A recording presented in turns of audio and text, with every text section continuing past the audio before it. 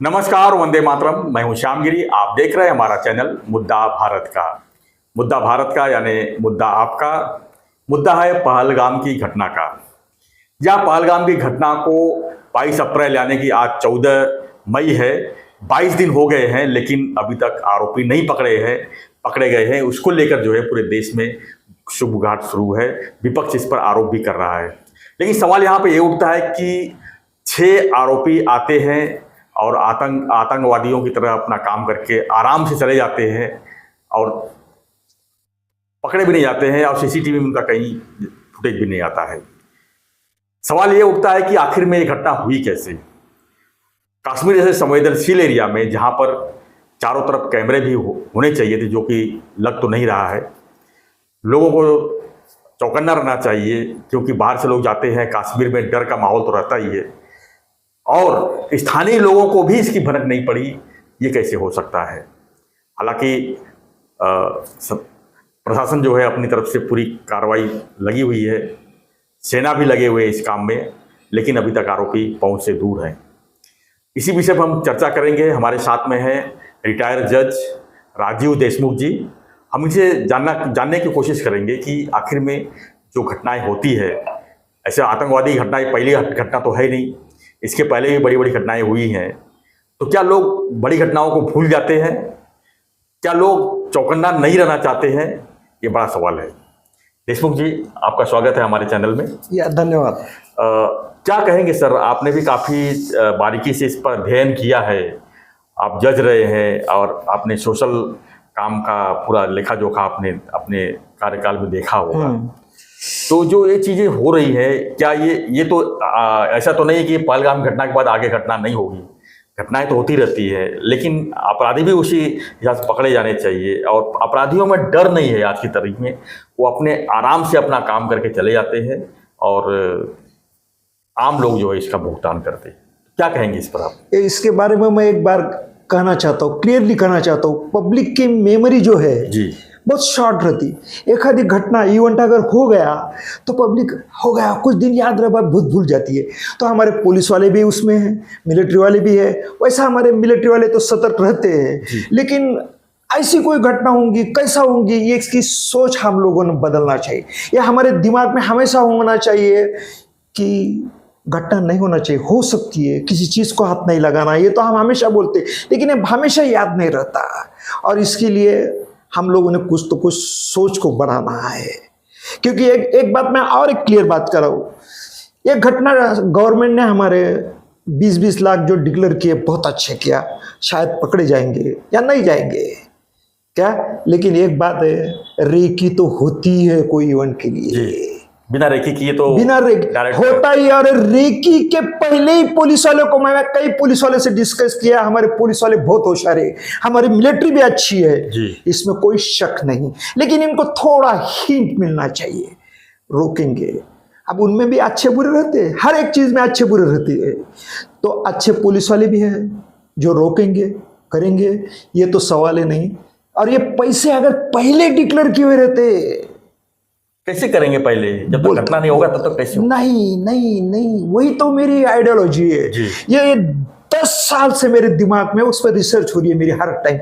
एक पिक्चर आया था सनी देओल का, घायल वंस अगेन, याद है?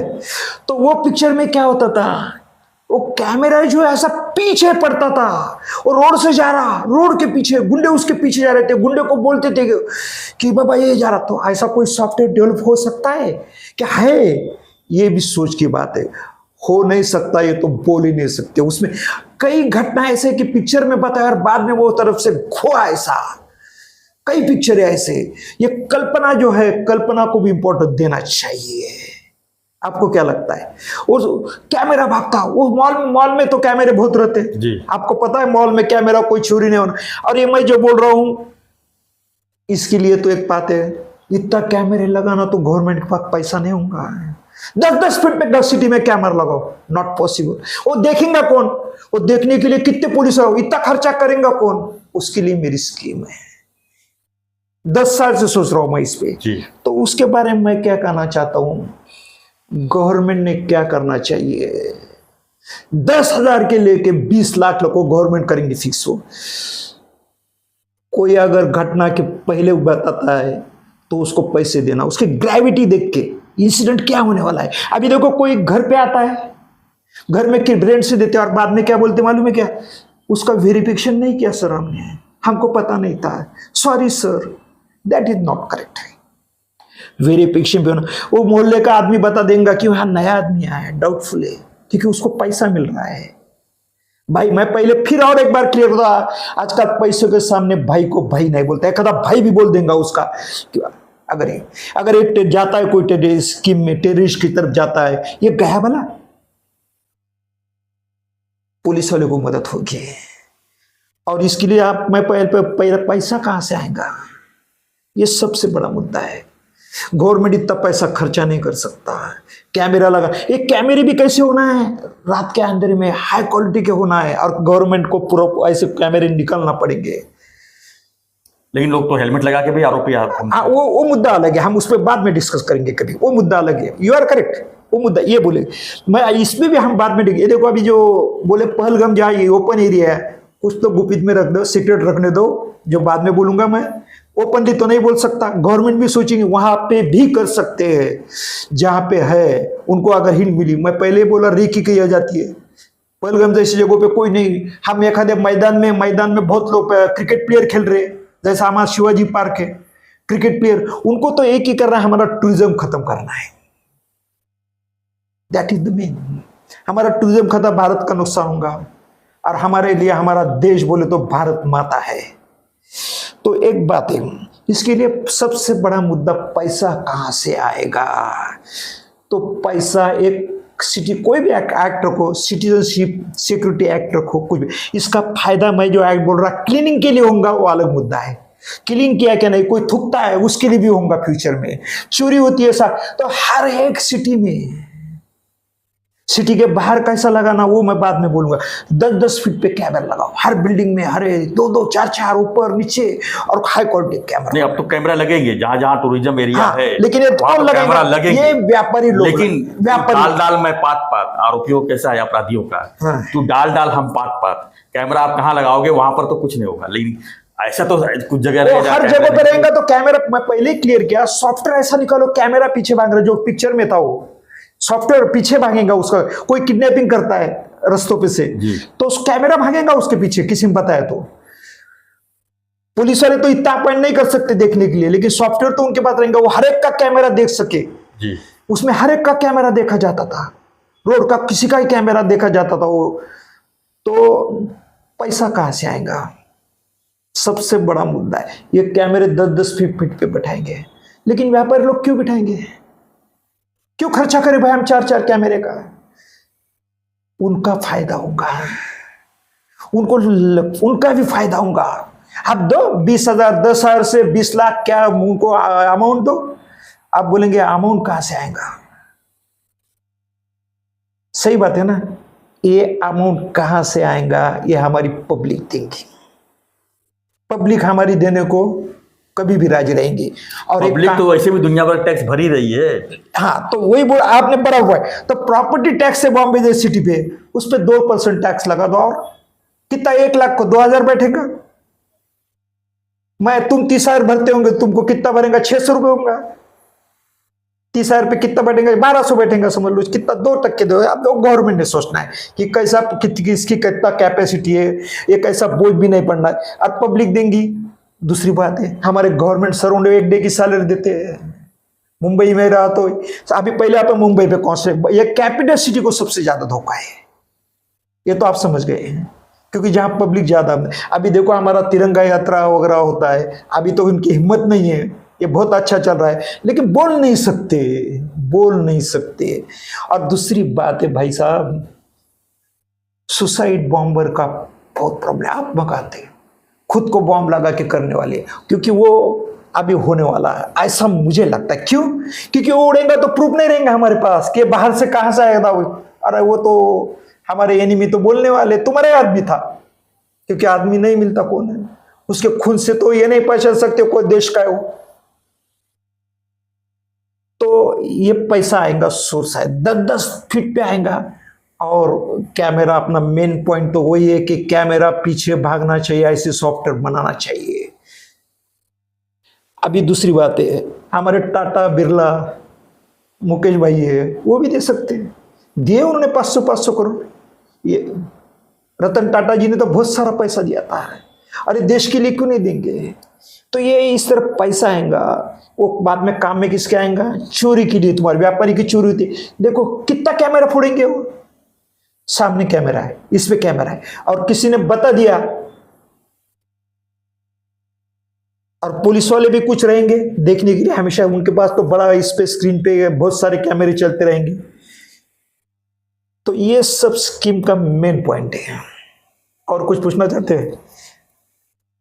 ये तो बात समझ गए, पब्लिक की मेमोरी कम रहती है, लेकिन इससे क्या होगा? इससे पैसा मिले, और वो व्यापारी के सामने ऐसा स्क्रीन रहेगा तो वो तो देखते रहता, उसके दुकान में का देखते रहता, पता है आपको, दुकान में रहता है उसका, वो काउंटर पे बैठे बैठे देखता है। अब ये दूसरा पॉइंट है, ये जो सीसी कैमरे अप टू डेट रखना है, नहीं तो मेरा बंद पड़ गया था, दैट इज नो, उसके लिए भी कोई कानून बना सकते हैं। फिर वो उसका मेंटेनेंस आया, एक 10-15 व्यापारी, जरिए 15-20 व्यापारी आपने लाइन में एक पर्सन अपॉइंट कर सकते हैं, किसके बंद नहीं कर सकता, उसको पेमेंट दे सकते हो। कैमरे जो प्राइवेट रहेंगे तो ही काम करेंगे, सरकारी कैमरे तो सब बंद ही रहते हैं। सरकारी कैमरे भी चालू रखना चाहिए, बात बराबर बोले आप, सरकारी कैमरे बंद रखना नहीं चाहिए। और सरकारी कैमरे कहाँ लगाना वो भी मैं सीक्रेट रखता, गांव के बाहर जाएगा, वहां से तुम्हारा कैमरा बंद करेगा तो कॉर्नर टू कॉर्नर कहाँ गया समझना चाहिए, जो मोड़ आता है उस पर लगाना चाहिए। सरकारी कैमरे रहेंगे वहां पे तो व्यापारी नहीं रहता, कोई टपरी होंगी वहां पे, उस पे लगाने को उसको करो, क्योंकि हमारे यहाँ गरीब भी लोग हैं लगाने को, तो उनको सस्ते में कैमरे, अच्छे अच्छे कैमरे। तो क्या लगता है अगर कैमरा लगा होता तो आज पहलगाम की घटना नहीं होती? कैमरे से ज्यादा अगर पैसा डिक्लेयर होता पहले मिलेगा तो रेकी करने, एक तो बात क्लियर है, टीवी पे भी बताया कि वहां पे पता तो था किसी घोड़े वाले को, किसी स्टॉल वाले को पता तो था उसके से होता है, और रेकी तो हो गई। और हो सकता है वो बोलते कि पहलगाम में रह चुके हो लोग, वो लोग नहीं आए। देखो रेकी 2 प्रकार की होती है, एक तो कोई दूसरा करता है वो लेके आता है, और एक खुद करता है जाके। और ये कैमरे अगर लगेंगे तो ह्यूमन हैबिट है, बार बार आदमी अगर आता है तो हमारे व्यापारी लोग भी पहचान सकते हैं कि ये बार बार क्यों आ रहा है ये एरिया में।